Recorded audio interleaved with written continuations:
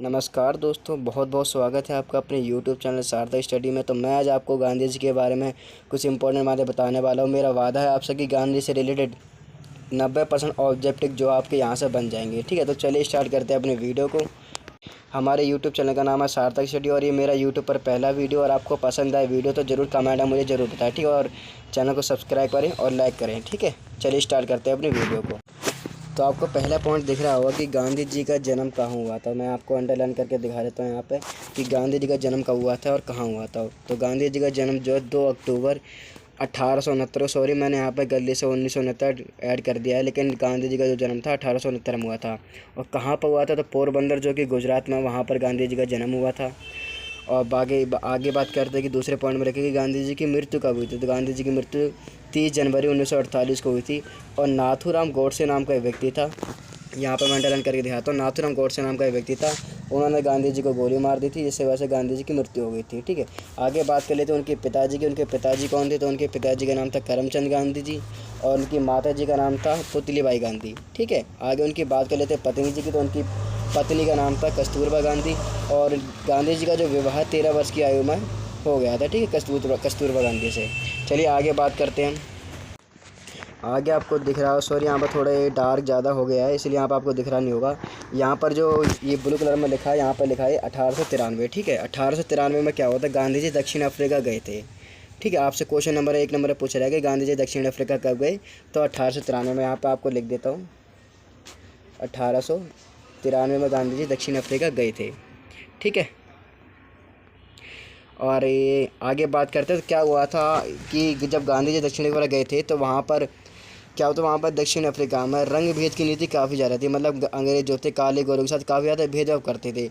तो गांधी जी भी एक बार ट्रेन में चढ़े थे और डरबर से प्रिटोरिया तक की यात्रा कर रहे थे। ठीक है, डरबर से लेकर प्रिटोरिया तक की यात्रा कर रहे थे ट्रेन में।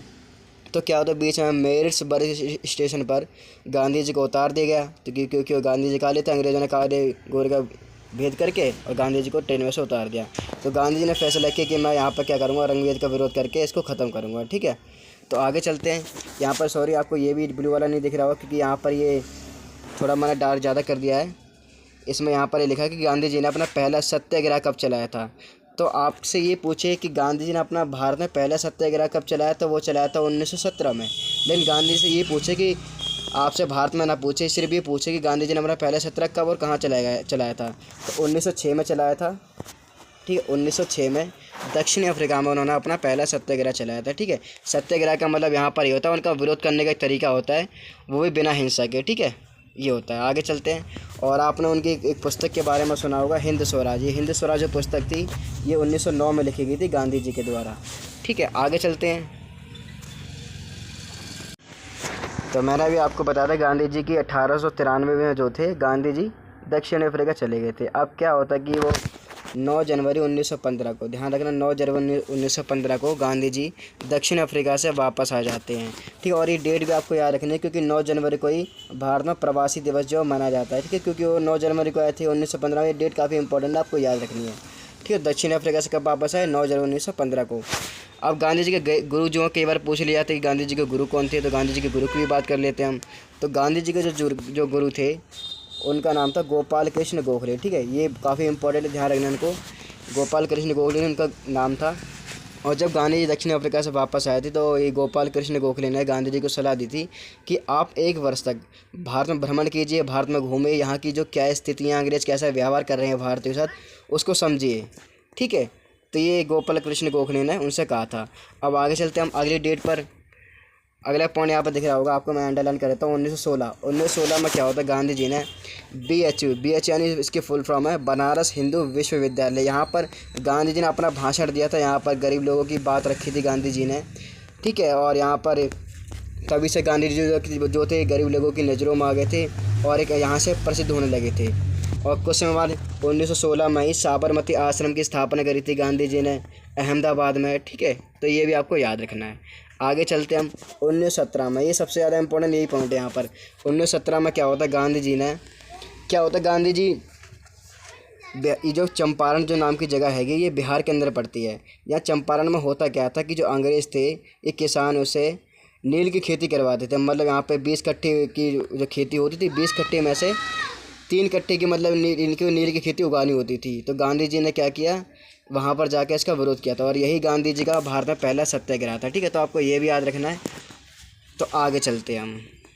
ठीक है, अब बात करते हैं 1918 में। 1918 में क्या हुआ था, गांधी जी की 2 घटनाएँ गांधी जी से संबंधित कि गांधी जी ने गुजरात में 2 जगह हैं, एक अहमदाबाद और एक खेड़ा।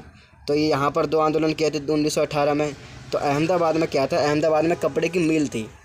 उस कपड़े की मिल में क्या होता था, जो वहाँ के मज़दूर थे उनको बोनस नहीं मिलता था, उनको अच्छी सुविधाएं नहीं मिलती थी। ठीक है, उनके साथ काफ़ी शोषण किया जाता था, दुर्व्यवहार किया जाता था। इसीलिए गांधी जी ने वहाँ पर जाके तो उसका आंदोलन किया। इस वजह से वहाँ पर जो लोग थे, मज़दूर थे, उनको वहाँ पर मजदूरी सही से मिलने लगी, उन्हें बोनस वगैरह मिलने लगा। आगे हम बात करते हैं खेड़ा की। खेड़ा में क्या था, जो किसान थे, किसानों की फसल जो चौपट हो चुकी थी काफ़ी ज़्यादा, लेकिन अंग्रेज़ क्या करते थे, फिर भी उनसे टैक्स मांग रहे थे। तो इसी वजह से गांधी जी ने वहाँ पर उसका भी विरोध किया और फिर वहाँ पर जो अंग्रेज़ों ने टैक्स लेना मतलब छोड़ दिया अंग्रेज़ों ने टैक्स। ठीक है, तो आगे हम बात करते हैं। ये भी आपको ये 1919 में काफ़ी 2-3 घटना आएंगी, ये भी आपको याद रखना है।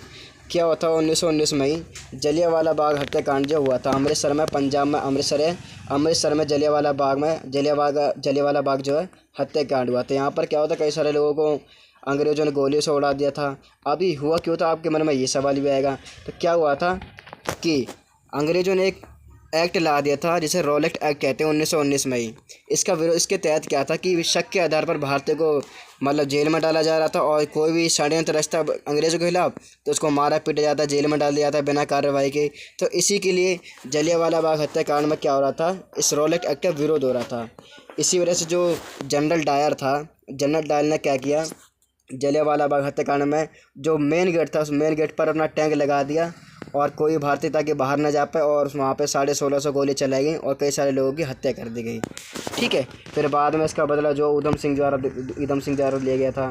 तो चलते हम आगे बात करते हैं। ठीक है, तो आपको दिख रहा होगा 1920 में क्या हुआ था। गांधी, आपको पता होगा कि असहयोग आंदोलन हुआ था 1920 में, जो कि गांधी जी के सबसे बड़े आंदोलनों में से एक था। इसमें क्या हुआ था, गांधी जी ने कहा था कि अगर जो भी भारत से चाहता है कि उपनिवेशवाद से ख़त्म हो जाए, मतलब अंग्रेज़ जो भारत छोड़कर चले जाएं, तो सभी भारतीय क्या करें, अंग्रेज़ों की जो कोई बनाई हुई चीज़ है उसको ना खरीदे बिल्कुल भी। ठीक है, चाहे वो चीनी हो, चाहे नमक हो, चाहे राशन हो, चाहे कुछ भी हो, अंग्रेज़ों का सहयोग बिल्कुल मत करो, अंग्रेज़ से कोई भी चीज़ ना खरीदो।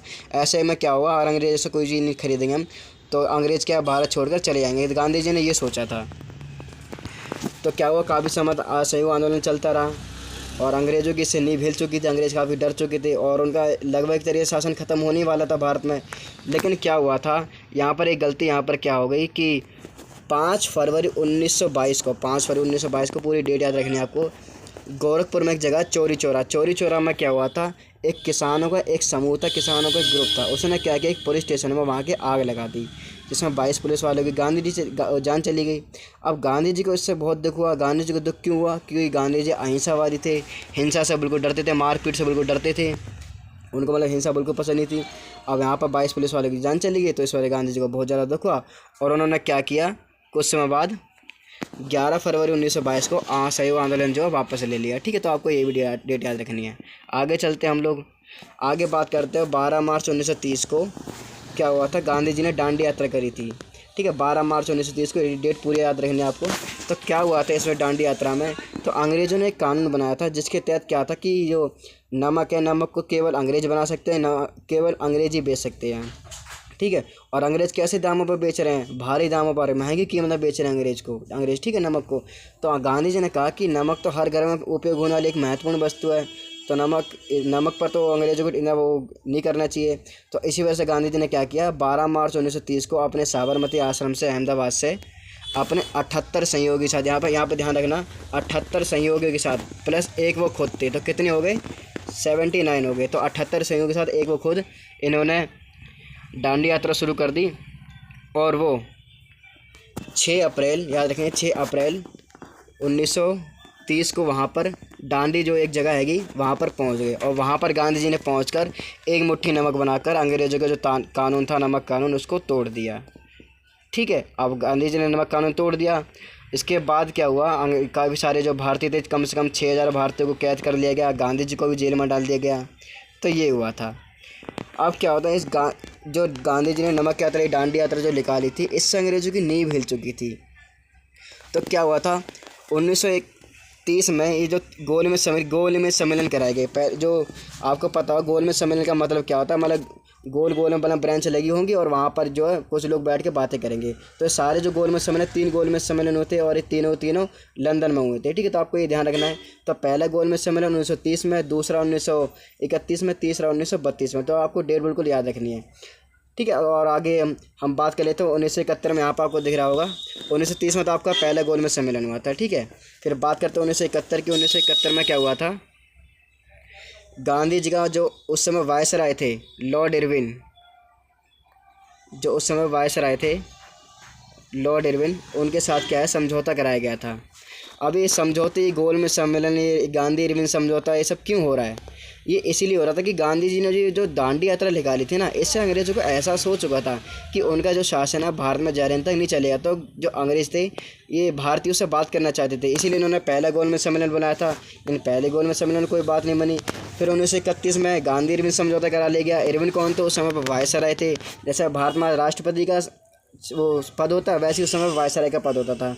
तो क्या होता है, गांधी इरविन समझौता कराया गया, तो फिर भी कोई बात नहीं करी, फिर भी इस समझौते में कोई बात नहीं बनी। लेकिन फिर क्या हुआ, 1932 में दूसरा गोल, 1931 में दूसरा गोल में सम्मेलन हुआ।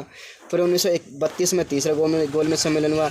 लेकिन इन सभी समझौतों में क्या हुआ, कोई भी बात मतलब सामने नहीं आया और सही से बात नहीं हो पाई। मतलब देश की आज़ादी की बात सही से नहीं हो पाई और ये सारे असफल रहे जितने भी सम्मेलन हुए थे। फिर आगे हम बात करते हैं 1932 में ही।